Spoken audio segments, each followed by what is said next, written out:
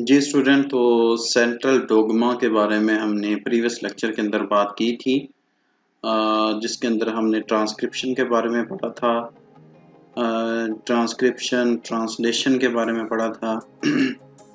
आज जो है वो हम जीन के बारे में जो है वो देखते हैं। फर्दर ट्रांसलेशन जो है वो हमारे पास जो हो गई थी, उसके बाद नेक्स्ट जो है वो हमने जीन के बारे में देखना है। एक्चुअली जीन क्या है हमारे पास? जीन जो है हमारे पास पार्ट ऑफ डीएनए का हिस्सा है। दैट कंटेन्स इंस्ट्रक्शंस, जिसके पास हदायत मौजूद होती हैं for the synthesis of particular protein. कोई भी प्रोटीन बनाने के लिए, मखसूस प्रोटीन बनाने के लिए हमारे पास जो जीन है इसके पास हदायत जो है वो मौजूद होती हैं। Gene is a part of DNA का वो हिस्सा जिसके पास इंस्ट्रक्शंस मौजूद होती हैं प्रोटीन्स को बनाने के लिए। और प्रोटीन्स हमने प्रीवियस लेक्चर में देखा तो क्यों इंपॉर्टेंट होती हैं। प्रोटीन्स एक्चुअली ट्रेड्स को कंट्रोल करती हैं। आपकी बॉडी के जितने भी कैरेक्टर्स हैं उनको जो है वो कंट्रोल करती हैं, इसलिए प्रोटीन आपकी बॉडी के लिए बहुत ज़रूरी हैं। और जो ट्रेड्स थे वो कौन कौन से थे, हमने ट्रेड्स की बात की थी। ट्रेड्स हमारे पास जैसे कि एग्जांपल दी थी हमने, हाइट था, आइज कलर था, हेयर कलर्स था, ये सारे ट्रेड्स थे। इन सारे ट्रेड्स को कंट्रोल करने वाली हैं प्रोटीन्स। और प्रोटीन्स को बनाने के लिए जो इंस्ट्रक्शन स्टोर्ड होती हैं वो किसके पास होती हैं? डीएनए के पास जो है वो मौजूद होती हैं। और डीएनए खुद कहाँ पर मौजूद होता है? ये हमारे पास जो क्रोमोसोम्स होते हैं उसके अंदर डबल हेलिकल फॉर्म के अंदर जो है वो डीएनए मौजूद होता है। अब जो हमारे पास टोटल क्रोमोसोम की तादाद जो ह्यूमंस के अंदर है, उन क्रोमोसोम्स की तादाद टोटल 46 है। 46 क्रोमोसोम्स की तादाद है। अगर हम उसको पेयरिंग फॉर्म के अंदर देखें तो हमारे पास 23 होमोलोगस पेयर्स जो हैं वो बनते हैं। एक क्रोमोसोम के अंदर जो डबल हेलिकल स्ट्रक्चर मौजूद होता है, उस डबल हेलिकल स्ट्रक्चर के अंदर 100 से लेकर थाउजेंड्स तक जीन्स जो हैं वो मौजूद होती हैं। ये जैसे हमारे पास ये एक क्रोमोसोम मौजूद है, इस क्रोमोसोम के अंदर 100 से लेकर 1000 तक जो है वो जीन्स मौजूद होती हैं।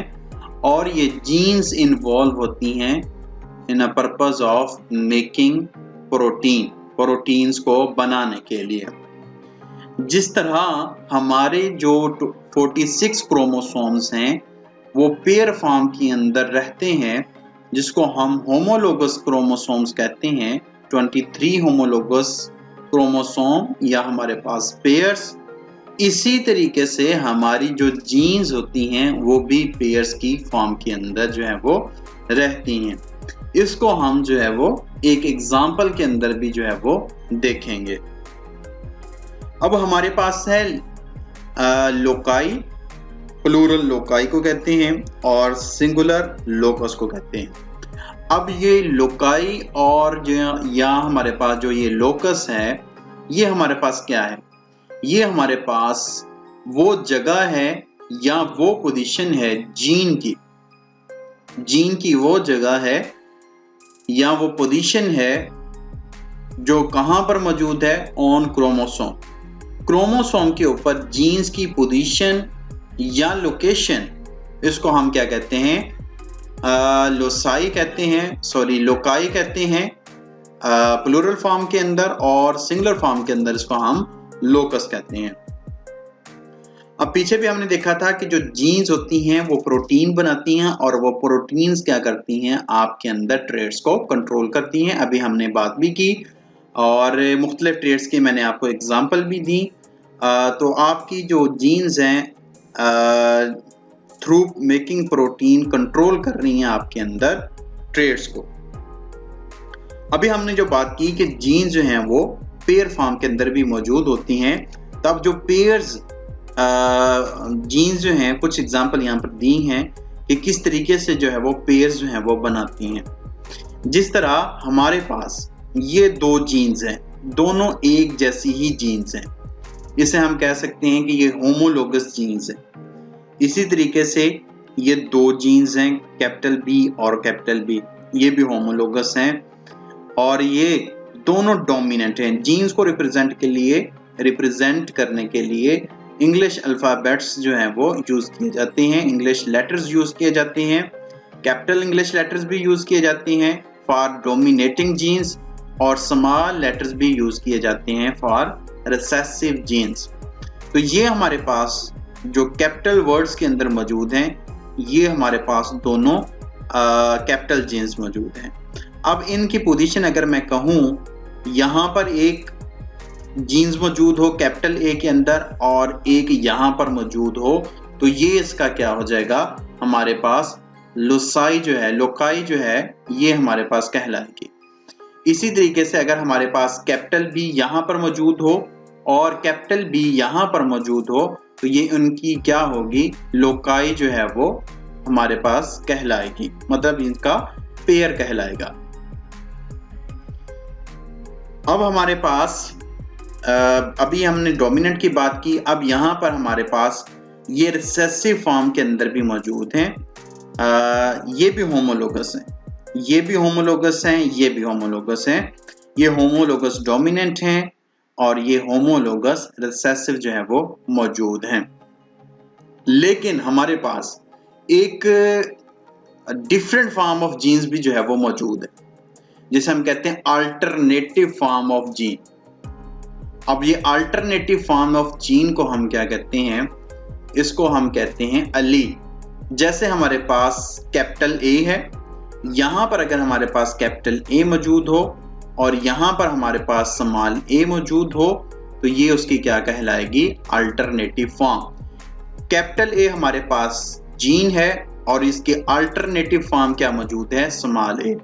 इसी तरीके से कैपिटल बी हमारे पास क्या है, यहाँ पर जीन मौजूद है, इसकी अल्टरनेटिव फॉर्म क्या हमारे पास मौजूद है, स्मॉल बी।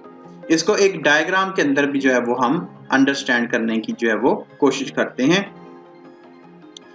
जिस तरीके से हमारे पास ये कैपिटल ए हमारे पास जीन मौजूद है और स्मॉल ए हमारे पास क्या मौजूद है, इसकी एलील। इसी तरीके से ये कैपिटल ए हमारे पास जीन मौजूद है और स्मॉल बी इसकी क्या मौजूद है, अल्टरनेटिव फॉर्म मौजूद है। ये पूरा स्ट्रक्चर हमारे पास जो मौजूद है, ये हमारे पास होमोलोगस क्रोमोसोम है, उसके दो क्रोमाटिड्स, एक ये वाला क्रोमाटिड मौजूद है पूरा, दरमियान में सेंट्रोमेयर मौजूद है और एक ये वाला क्रोमाटिड जो है वो हमारे पास मौजूद है। ये इसकी कैपिटल फॉर्म ए जो है हमारे पास इसकी जीन मौजूद है और उसके अल्टरनेटिव फॉर्म यहाँ पर उसकी अलील जो है वो मौजूद है। अब ये दोनों क्या किस फॉर्म के अंदर मौजूद होंगी, in the form of pair. और जो पेयर फॉर्म के अंदर जीन्स मौजूद हो उसको हम लोकाई कहते हैं। यहाँ भी एक पेयरिंग बन रही है, ये भी हमारे पास एक पेयर ऑफ जीन्स क्या बना रहे हैं, लोकाई बना रही है। हमारे पास जो अल्टरनेटिव फॉर्म ऑफ जीन्स अब ये मौजूद हैं, जो पेयर फॉर्म के अंदर मौजूद हैं, इसको हम कहते हैं allele. Alternate form of genes are called allele. जो मुतबादल शक्ल होती है जीन्स की उसको हम अलील कहते हैं। अगर यहाँ पर कैपिटल ए यहाँ पर भी मौजूद होता, जिस तरह यहाँ पर कैपिटल ए मौजूद है, तो फिर हमने उसको अलील नहीं कहना था। अगर इसी तरीके से यहाँ भी कैपिटल बी मौजूद होता, जिस तरह यहाँ पर मौजूद होता, यहाँ पर मौजूद है, तो फिर हमने इसको अलील नहीं कहना था। लेकिन अब यहाँ पर ये दोनों कंडीशंस देखें डिफरेंट, तो इसलिए हम इसको क्या कहेंगे, ये अलील है, ये small A is a allele of capital A gene. इसी तरीके से small B is a allele of capital B gene. अब ये अलील और जीन्स ये सेपरेट कब होती हैं? हमने 9th क्लास के अंदर पढ़ा था कि जब मियोसिस होती है ड्यूरिंग एनाफेज, तो सेपरेशन ऑफ क्रोमोसोम होती है। क्रोमोसोम जो है वो सेपरेट होते हैं, क्रोमाटिड्स उनको खींचते हैं। तो आधे क्रोमोसोम हम देख रहे थे कि इधर जा रहे थे, आधे इधर जा रहे थे, आधे इधर जा रहे थे, आधे इधर जा रहे थे। 9th क्लास के अंदर हमने ये चीज ऑलरेडी पढ़ चुके हैं कि separation of chromosome take place during anaphase. Anaphase के अंदर सेपरेशन होती है। जब गैमेट्स फॉर्मेशन होती है, फीमेल के अंदर एग्स बनते हैं और जो मेल्स हैं उसके अंदर स्पर्म बनते हैं। तो जो एग और स्पर्म जो बनते हैं वो थ्रू प्रोसेस ऑफ मियोसिस बनते हैं। मियोसिस के नतीजे में वो बनते हैं गैमेट्स, और जो एग होता है उसके पास भी 23 हमारे पास पेयर्स मौजूद होते हैं, और जो स्पर्म होता है उसके पास भी 23 जो पेयर्स जो हैं वो मौजूद होते हैं। तो अब क्या होगा कि जब फर्टिलाइजेशन होगी तो हमारे पास जाइगोट बनेगा, मतलब कि इंडिविजुअल बनेगा। तो 23 जो फीमेल से आए होंगे, मे भी हो सकता है कि यहाँ पर वो जो क्रोमाटिड आया हो वो स्मॉल ए और स्मॉल बी वाला आया हो, मतलब कि ऐसा क्रोमाटिड आया हो जिसके ऊपर हमारे पास रिसेसिव अलील जो है वो मौजूद हो, हमारे पास अलील मौजूद हो, जीन की, कैपिटल ए जीन की अलील मौजूद हो। इसी तरीके से हो चांसेस हैं कि जो फादर है, जो उससे हमारे पास क्रोमाटिड आया है, उसके पास क्या मौजूद हो, कैपिटल ए अलील जो है वो मौजूद हो। तो अब इंडिविजुअल क्या करेगा, 23 जो है वो रिसीव करेगा फादर से, और 23 जो है वो रिसीव करेगा मदर से।